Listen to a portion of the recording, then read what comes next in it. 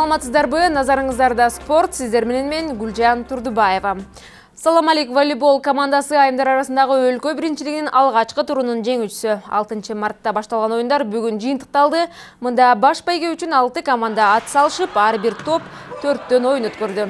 Өлкөнүн 8 жолку чемпиону Салам алейк 4 оюнда тең жеңиштин ээси болуп, лидерлик сапта, 2-нчи орунда Алайдатка, 3-нчү орунда Дордой Намыс командасы жайгашты. Волейбол уюмунан кабарлагандай, чемпионаттын 2-нчи тур оюндары май айында өтөт. Борбордо ММА жана панкратион боюнча 3-чү улуттук чемпионат өтүүдө. Мында 8 салмакта чемпиондор аныкталат. Буга чейин аталган мелдеш Ош шаарында өтүп келген болсо, бул ирет баш калаанын спорт сүйүүчүлөрү да жандуу беттештерди көрө алат. Борбордо кызыктуу беттештердин баары эс алуу күндөрү гана өтсө, бул ирет жумуш учуруна карабай ММА жана панкратион мелдешине келген элдин саны арбын. Баш байге үчүн 250 мушкер кармашка түшкөн. Ар бир беттеш көрөрмандардын колдоосуна ээ. Көрүүчүлөр арасында жада калса мушкерлерге кеңеш айткандар да табылат. Майлуусудан келдик, ошо баары жакшы мелдеш, жакшы өтүп атат. Жакшы дайындык алган балдар келиптир. Дайындыктар аябай жакшы, эми сойлойбуз, чыныгы күчтүүлөр жеңет аябай. Жакшы ийгиликке жетип турган балдардан бар, аябай чыга турган кыргыздардын ушундай желегин көтөрүп турган балдары бар, өсө тургандагы балдары бар, эми чыгат, мирге чейин бара турган балдары бар.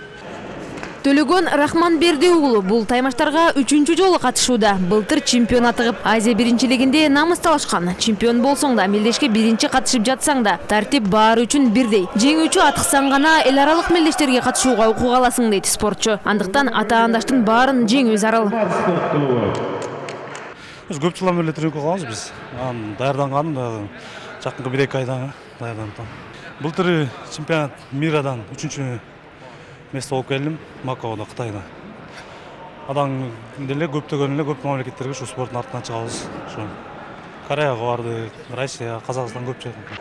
Беттеш 1 раундтан 3 мүнөткө созулат. Мушкерлер кыска убакыттын ичинде эле жандуу кармаш көрсөтүп, кээ бир таймаштар мөөнөтүнөн мурда жыйынтыкталууда. Мунун өзү эле ММА өзгөчө спорт экенинен кабар берет. Мушкерлер үчүн талап жогору, жеңүүчүлөр гана улуттук курамага кире алат. Андан соң Азия чемпионаты дүйнөлүк мелдештерге чыгууга шарт түзүлөт. Өз мамлекеттин чемпионатын уткан адам гана Азияга дүйнөгө барат да, отбор болот да. Дүйнөлүк чемпионат быйыл Казакстанда болуп атат. Эгер Казакстанга ушу болордон бир 2 ай алдын биз отдельно отбор кылып алабыз. Дүйнөлүк чемпионатка дагычы. Ошондо биз мына айтканда күчтүү баларды алып барат экенбиз да. Ошого мына бирок мына 2 күндөн кечеден бери карап атам, бүгүн 2 күндөн бери.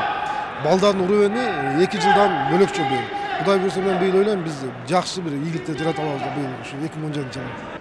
ММА, панкратион жана аралаш мушташ өнөрлөрү өлкөдөгү популярдуу мелдештерден. Бул спорттун тамыры кеңири тарап барат. Жада калса Кыргызстан ММА боюнча Азия биринчилигин өткөрүүнү да колго алган. Андан сырткары ММА федерациясы мушкерлердин чеберчилигин жогорулатуу үчүн чет элдик калыстардын машыктыруучулардын коштоосунда түрдүү окуу машыгууларды уюштуруп келет.